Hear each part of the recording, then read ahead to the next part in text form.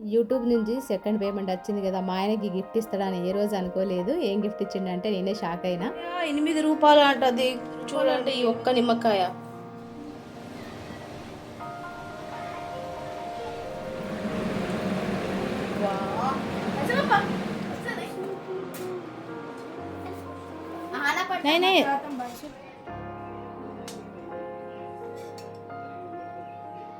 ఇది నా second payment. ఇది మీతో షేర్ చేసుకుంటాను.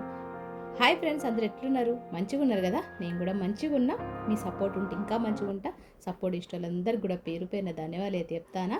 ఈరోజు అయితే ఇంకా పిల్లలు ఇంట్లోనే ఉంటారు కాబట్టి పొద్దున్న నుంచి సాయంత్రం వరకు ఈరోజు యూట్యూబ్ పేమెంట్ వచ్చింది. అసలు దాంతో మేము ఏం చేసినాం, మా ఆయన ఏం గిఫ్ట్ ఇచ్చిండు, నేనైతే అసలు స్టన్ అయిపోయినా. మా ఆయన ఇంతగా అంటే హ్యాపీగా ఫీల్ అవుతాడని. ఫస్ట్ పేమెంట్ తీసుకున్నప్పుడు నాకు అంతగా హ్యాపీ అయితే లేకుండే ఉండే, అంతేగాని సెకండ్ పేమెంట్ అప్పుడు మా ఆయనకు ఎక్కువ హ్యాపీ అయింది. అసలు ఎందుకు అయింది ఏంది అనేది కూడా ఈ వీడియోలో షేర్ చేసుకుంటా. కొత్తగా ఎవరైనా నా ఛానల్ చూస్తే ఖచ్చితంగా ఒక లైక్ ఇచ్చి సబ్స్క్రైబ్ చేసుకొని సపోర్ట్ అవుతారని అనుకుంటానా.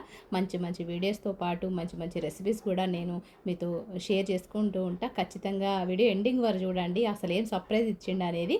నిజంగా అలాంటి సర్ప్రైజ్ కన్నా మనకు ఇంకేమీ అవసరం లేదు. అలాంటి సర్ప్రైజ్ ఇచ్చిండు అన్నట్టు. అయితే ఇప్పుడు పొద్దునైతే నేను బట్టలు అయితే వెండేసిన, వాషింగ్ మెషిన్లో వేసిన. అవైతే ఆరిపోయినాయి. మధ్యాహ్నం 3 గంటలకు అట్లా బట్టలు అయితే తీసేసిన.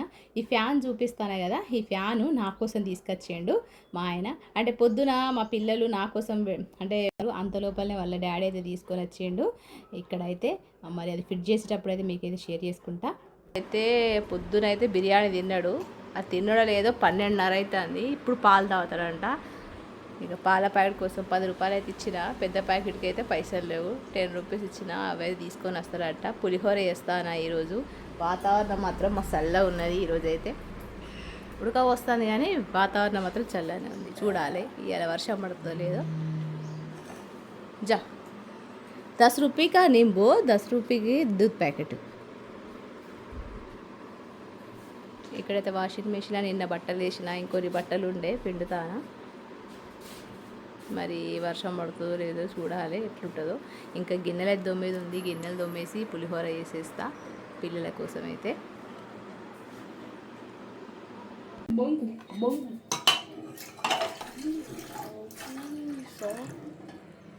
గ్యాస్ పోచిన అబ్బా.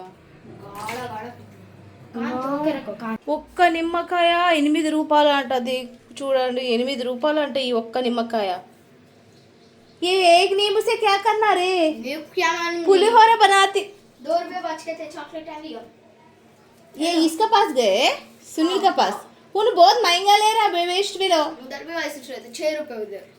अब दो आता ना 6 रुपए रहे तो भी नहीं 2 रुपए बचते थे, 4 रुपए बचते तो कैसा आता एक ఈ साथ ఒక్క నిమ్మకాయ 5 రూపాయలు. భయ్యకు ఈ ఒక్క నిమ్మకాయ 8 రూపాయలు అట. ఈ నిమ్మకాయతో నేను పులిహోర ఎట్లా చేయాలి ఒక్క నిమ్మకాయతోని?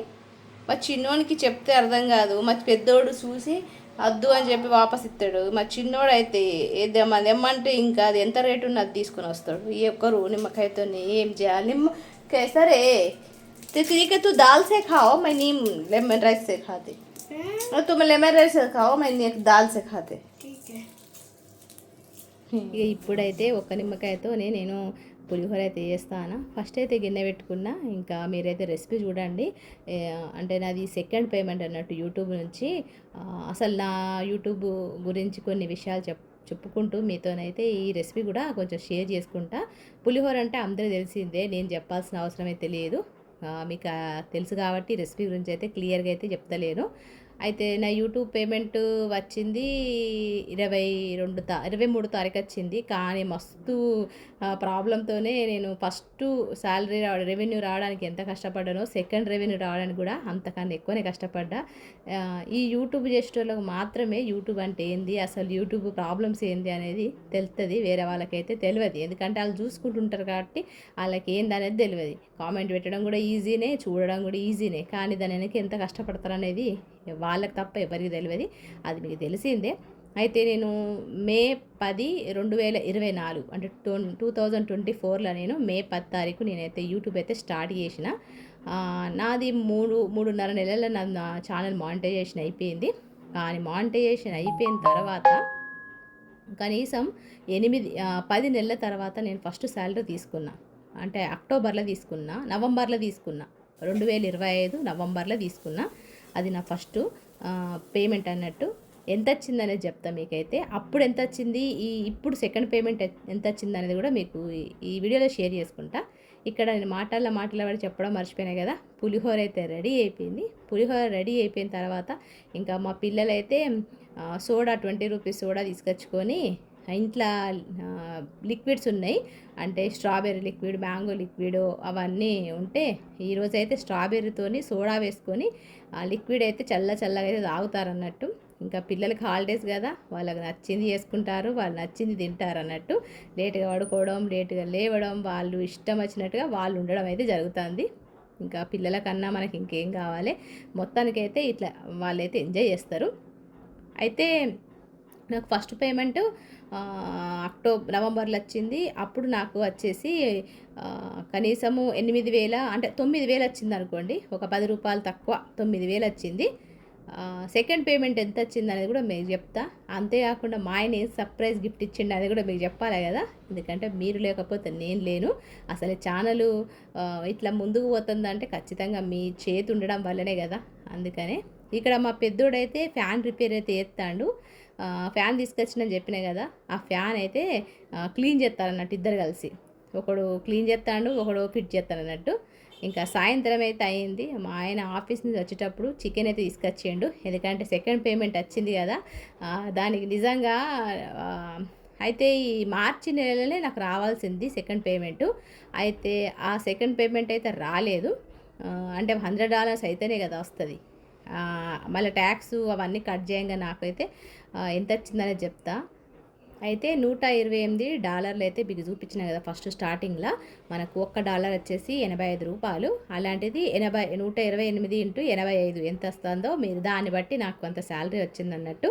అంటే 11,000 వరకు వచ్చిందన్నట్టు. అయితే అసలు అది రావడం కూడా బాగా కష్టంగా వచ్చింది. అందరికి కూడా 10 తారీఖు ఫిబ్రవరి 10 తారీఖు పడ్డాయి అని చెప్పి, నేను అప్పుడు $100 కాలేదు, మార్చిలో 10 తారీఖు పడ్డాయి అని చెప్పి అన్నారు. అంటే పోయిన నెల భయపడ్డా, నాకు ఇంకా వస్తలేవేంది అని చెప్పి బ్యాంకు వైపు పోయినా. మళ్ళీ 22 తారీఖు, మార్చి 22 తారీఖు మొన్న రీసెంట్గా 2-3 రోజుల కిందట 22 తారీఖు కూడా మళ్ళీ మనీ పడ్డదని చెప్పి అన్నారు. ఇంకా నాకు పడలేదని చెప్పి బాగా భయపడ్డా. బ్యాంకుకి కూడా వేయడం నిన్న, అంటే 22 తారీఖు రోజు బ్యాంక్ కూడా వేయడం. వాళ్ళు 15 డేస్ వర్కింగ్ డేస్ కదా, ఎప్పుడైనా రావచ్చు అన్నారు. వచ్చే వరకు కూడా భయం వేసింది, బాగా తలకాయ తిన్నట్టు మా ఆయననైతే. లాస్ట్కి అయితే ఇంకా 23 తారీఖు రోజు మా ఆయన ఆఫీస్కి వేయిన తర్వాత మధ్యాహ్నం 12ంటికి అయితే అకౌంట్లో మనీ అయితే పడిందని మెసేజ్ వచ్చింది. ఎంత అమౌంట్ వచ్చిందంటే 11,000 వరకు వచ్చిందని చెప్పి వచ్చింది. ఇంకా మా ఆయన మస్తు హ్యాపీగా ఫీల్ అయ్యిండు. ఇంకా మా ఆయన సంపాదించిన పైసలు సంపాదిస్తే ఏం హ్యాపీగా ఫీల్ కాలేదు, కానీ నేను సంపాదించిన ఈ సెకండ్ పేమెంట్కు మస్తు హ్యాపీగా ఫీల్ అయ్యిండు.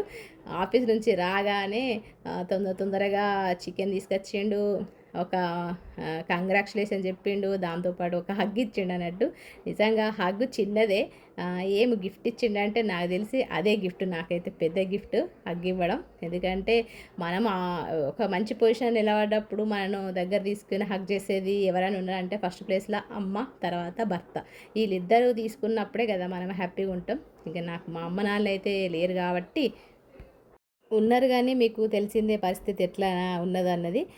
ఇంకా మా హస్బెండే నాకు తల్లి తండ్రి అన్నీ కూడా మా ఆయననే కాబట్టి, ఇంకా మా హస్బెండ్ అట్లా దగ్గర తీసుకోగానే నిజంగా నాకు మంచిగా అనిపించింది. ఫస్ట్ శాలరీ అప్పుడు కూడా ఆయన కూడా అంత ఎక్కువ ఫీల్ కాలేదు, కదా సెకండ్ పేమెంట్ వస్తే ఆయనే ఎక్కువ ఫీల్ అయ్యిండు. నాకు హ్యాపీగా ఫీల్ అయింది. రేపైనా ఎల్లుండన్నా బయటికి వెళ్ళి నీకు మంచి దావత్ ఇస్తా అన్నాడు. ఇంకా నాకైతే మస్తు హ్యాపీగా ఫీల్ అయినా. వచ్చింది 12,000 10,000 ఎంతైనా కానీ మన ఇంట్లో వాళ్ళు అంటే మనకు సపోర్ట్ చేసే భర్త మనకు హెల్ప్గా మనకు సపోర్ట్ చేస్తూ, మనం వచ్చే ఒక 5,000 10,000 కూడా మనకు అప్రిషియేట్ చేసుకుంటూ మనం వెనుక నుండి మనం ముందుకు తీసుకుపోతా అంటే అంతకన్నా మంచి హస్బెండ్ ఇంకేం కావాలి, అంతకన్నా మంచి గిఫ్ట్ ఏం కావాలనేది నా ఉద్దేశం. మనం ఎంత సంపాదించడం అనేది ముఖ్యం కాదు, ఇంట్లో వంటలు బాసనలు తోముకుంటేనే మనం సంపాదిస్తున్నామంటే అంతకన్నా ఏం కావాలి. అది కూడా నా ముఖం చూపించకుండా నా మాటలతోని నా ఇంటి పనులతోని నేను ఈరోజు ఇక్కడ ఉన్నానంటే నేను బాగా గొప్పగానే ఫీల్ అవుతాను. దానికి మా ఆయన ఇండైరెక్ట్గా హెల్ప్ చేస్తే డైరెక్ట్గా నేను మాత్రం ముందుగా వంటలు చేసుకుంటూ ఈ విధంగా ముందుకే తీసుకుపోతాను. ఇంకా ముందు తీసుకుపోతారని ఇక నుంచి అయినా నా వీడియోస్కు వ్యూస్ వస్తాయని అనుకుంటాను. మీరైతే చూడండి, నా వ్యూస్ రాకపోవడం వల్ల నాకు అసలు అంత హ్యాపీనెస్ అయితే లేదు. అందుకే ఫస్ట్ పేమెంట్ సెకండ్ పేమెంట్ వచ్చినా కూడా హ్యాపీగా అయితే లేను. మీకు తెలిసిందే వ్యూస్ వస్తలేవు అని చెప్పి. ఇక్కడైతే చూస్తారు కదా, రాత్రి 10 అయింది. చికెన్ తీసుకొచ్చేయండు, చికెన్ కర్రీ చేసేసిన. దాంతోపాటు క్రీమ్ అయితే బ్లింకిట్లో తీసుకున్నాం. ఇట్లయితే ఎంజాయ్ చేసిన సెకండ్ పేమెంట్కు. నెక్స్ట్ బయటికి తీసుకెళ్తా అన్నాడు.